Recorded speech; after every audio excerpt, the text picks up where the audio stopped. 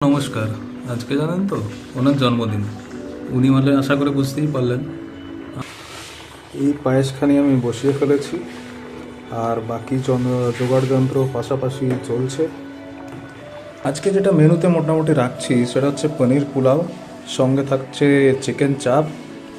দেখুন, জিনিসগুলো সব আমি অলরেডি রেডি করে নিয়েছি।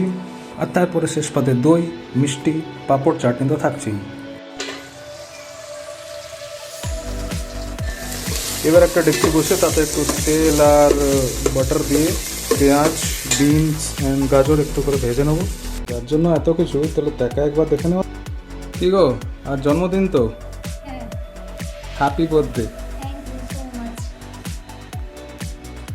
আর তাহলে আজকে কি স্পেশাল হচ্ছে বার্থডের জন্য? যা করছেন আপনিই করছেন, আমি তো জাস্ট বসে আছি যে কখন আমার সামনে আসবে। ওয়াও, তো let's check it out. Beans গাজরগুলো এবার দিয়ে দিলাম একটু করে ভেজে নেওয়ার জন্য। সমস্ত ভাজাভুজিগুলো হয়ে গেলে তার উপর একটু আদা বাটা, রসুন বাটা এবং বিরিয়ানি মশলা সমস্ত কিছু দিয়ে মশলা পুরো ব্যাপারটাকে একটু কষে নেবো এবং তারপরে জল দিয়ে ফাইনালি যে শোক করতে দিয়েছিলাম চালটা সেটা দিয়ে দেবো। ওগুলো এর মধ্যে দিয়ে দেবো, যেটা আগের থেকেই আমি হালকা ফ্রাই করে রেখেছিলাম। ভাতটা ফুটে গেলেই পোলাও রেডি। উপর থেকে একটু পুদিনা পাতা দিয়ে এবার ওটা ঢাকা দিয়ে ফুটতে দিয়ে দেবো। আর এই দেখুন, ওর জন্মদিনে ওকেই বসিয়েছি বেলুন ফোলাতে। ভেতরে তো বাচ্চামো আছেই, এবার আসলিয়াতেও একটু বাচ্চামোই করুক। আর আমিও যে কিছু না করে বসে থাকবো সেটা তো আর হয় না, আমিও একটু ছাপ ছেড়ে দিলাম। দুজনে মিলে একসঙ্গে বেলুন ফোলাতে বেশ ভালোই লাগছিল। ছোটোবেলার সেই কথাগুলো আবার মনে পড়ে গেল। তখন এইভাবেই সবার জন্মদিন পালন হতো। এবার চলে এসছে সেই মাহেন্দ্রক্ষণ, কেক কাটার পালা। আর এটা হলো জন্মদিনের সন্ধ্যেবেলাকার আয়োজন। হঠাৎ করে ঘড়ির দিকেই বা কেন আমি তাকালাম সেটা আমিও জানি না।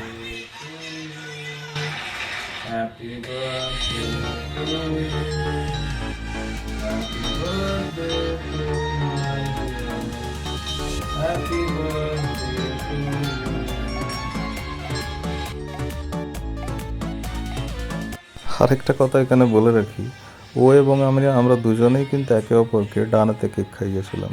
ক্যামেরার লেন্সের জন্য সবই উল্টো মনে হচ্ছে। এবার একটু ওর মুখটা ডেকোরেশন করার পালা, চলুন করে দিই।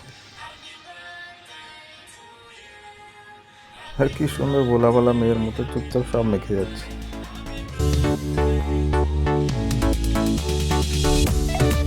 আর জীবনে যতই গতি আসুক, নিজের মধ্যে একটা বাচ্চাকে সবসময় জাগিয়ে রাখবেন।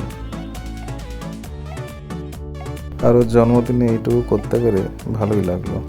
আমি যখনই কিছু করি আমার একটা ইন্টেনশন থাকে সেটাকে পূর্ণতা দেওয়ার, বলে তো পারফেকশন। তাই শুরু থেকে শেষ অবধি পুরো আয়োজনটাই আপনাদের কাছে ধরে তোলার চেষ্টা করলাম। এবার চলে এসছে খাবারের সময়, তাই আজকে সার্ভ করার দায়িত্বটা আমি নিয়েছি মহারানীকে।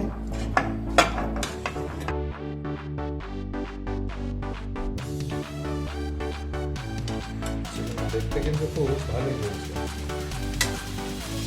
সবগুলো আমার বানানো, শুধু এটি দায়িত্ব দিয়েছিলাম গিন্নিকে।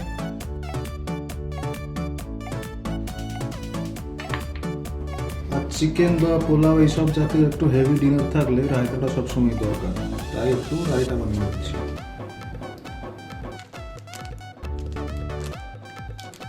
সবই তাহলে মোটামুটি দেওয়া হয়ে গেল। পোলাও, মাংস, একটু স্যালাডের মতো একটু ফ্রুটসও কেটে দিলাম, তার সঙ্গে ওয়াটারমেলন, শসা আছে, রায়তা, কেক, মিষ্টি তো থাকছেই, এবং সব শেষে পালা পায়েসের। তোমরা সকলে পায়েসের তেজপাতাটা চাটতে নিশ্চয়ই ভালোবাসো আমার মতো। তাই এই ছিল গিন্নির জন্মদিনের ফাইনাল ডিনার টেবিল। ভিডিওটা আপনাদের কেমন লাগলো সেটা কমেন্টে বলতে পারেন। আর ওকে জন্মদিনের আরেকবার হ্যাপি বার্থডে।